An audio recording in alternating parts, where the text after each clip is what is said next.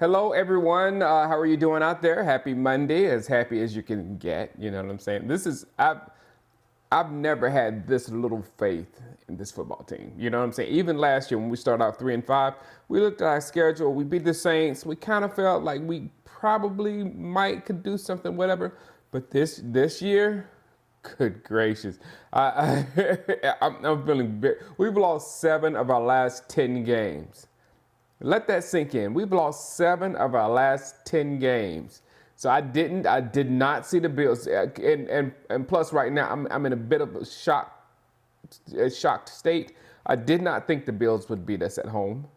I did not think the Bears would beat us with Trubisky in that offense, the way it was working. Both of those I didn't see. But next week with the Rams, I definitely see the Rams beating us 100%. If that happens, we'll be 8-8 division winners at best. Going into Philly and sweeping them 2 seasons in a row, that's going to be tough. It's going to be real tough.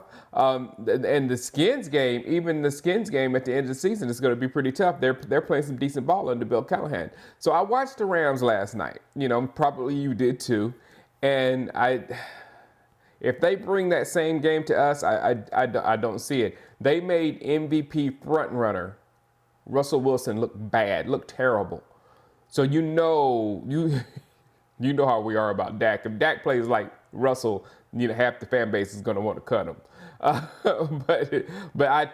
And which is worse, I totally expect Dak to play that way. It's not really about the quarterback, and that proves because Russell Wilson is a great quarterback, and they made him look bad. So it really isn't about the quarterback. They have an elite corner that can take away your number one target, which would be Amari Cooper. So you can just scratch Amari Cooper from this game of being that much of a force. He might get some catches here and there, but I don't think he's going to just destroy Jalen Ramsey. And then you have the best defensive lineman in the league, the most dominant force on the defensive line in the league, going against the middle of our offensive line, and I don't see us winning that battle at all. So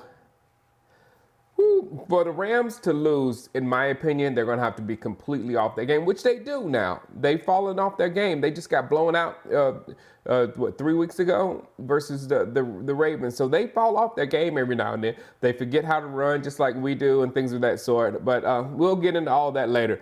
Tonight is Philly versus the Giants, which is our best bet to get in the playoffs. Go Eli Manning. They probably get 2 games versus Eli because Daniel Jones is out 2 to 4 weeks, which I think is good for us because I wouldn't have any trust in Daniel Jones leading the Giants to a victory over the Eagles. Outside of some real good passes and, it came out strong, the Danny Dimes thing, he needs a lot of work.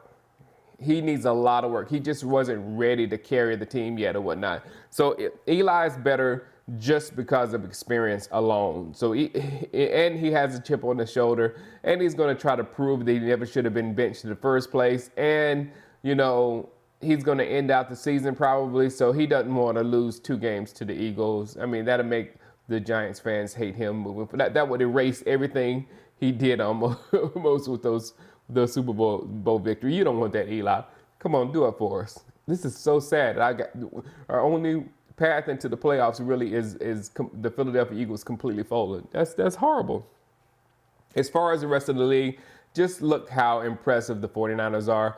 A coaching change did wonders for them, And to be honest, it really worked for them in 2017. They won their last 5 games, I think, something like that. They won their last 5 games, and then last year they were 4-12 because of they didn't have a quarterback. They was playing C.J. Beathard, and this year with Jimmy G, man, they're monsters. That was such an exciting game to watch yesterday, and they were playing playoff ball too. If that's what scares me about us getting into the playoffs, I'd rather see Philadelphia go and get murdered by those teams than us. I mean, really.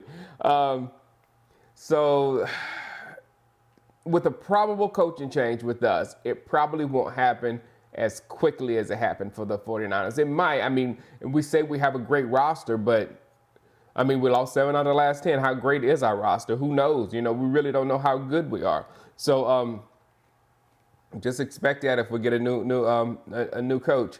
Buffalo, they fought hard versus Ravens. Even though I like the Bills, I couldn't really root for the Bills because Lamar Jackson is just a pleasure to watch. So I'm always pulling for him in the AFC.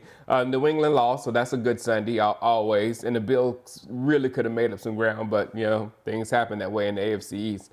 The Skins played the Packers pretty well too. That's why I'm hopeful that the Skins can beat the Eagles, and I'm dreading the Skins just a little bit if they run. But Geis got hurt again. Does Geis do nothing but get hurt?